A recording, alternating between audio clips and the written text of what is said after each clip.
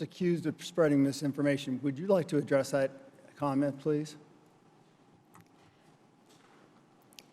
Thank you, Congressman, for the opportunity. I think that there is data available to support everything that I have said today, and I've provided references to the committee of what I have said.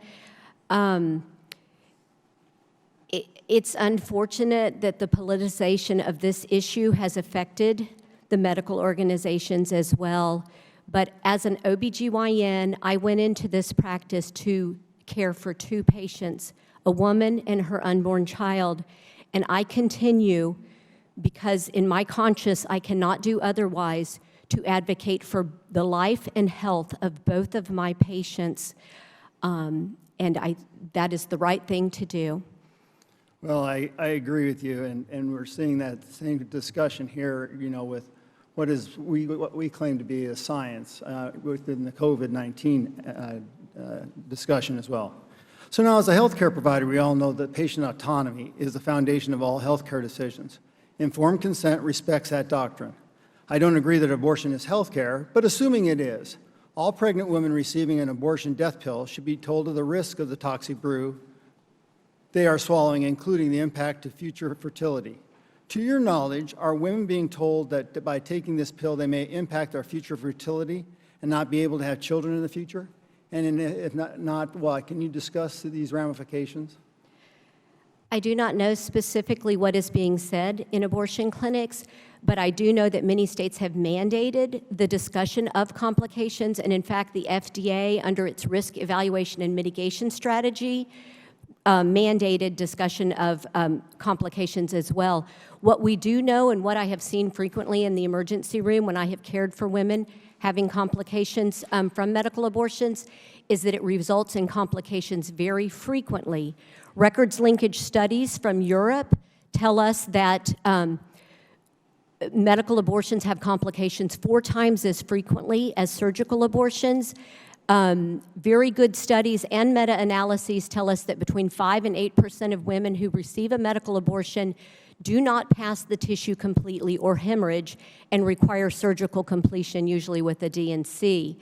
I do not know how many women understand that they have between a 1 in 12 and 1 in 20 chance of requiring a surgery in addition to the medical abortion pills that they receive.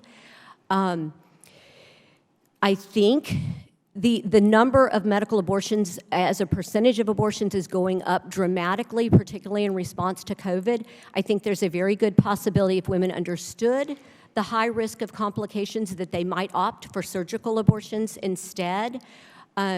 So the numbers of medical abortions are concerning.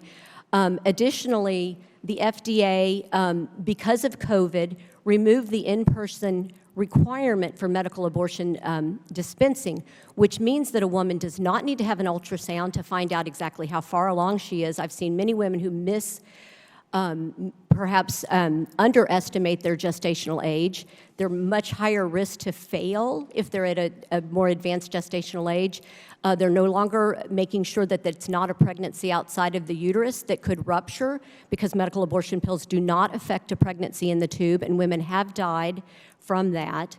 They do not evaluate RH status, in which case a woman may, in a future pregnancy, if she needed the RhoGAM injection and did not get it, she can form an immune response to her future children. And 14% of those children, if they are untreated, will be stillborn. Half will suffer neonatal death or brain injury.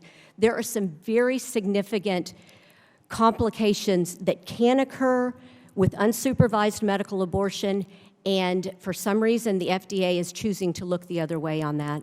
So let me get this right. I have just limited time. There's preoperative screening complications if we don't screen, and there's complications post-abortion based upon those same screenings or additional factors. That is correct. There's a lot that women probably do not know. Gotcha. Well, I have very limited time. I'll yield back. Thank you, Madam Chairwoman. Thank you.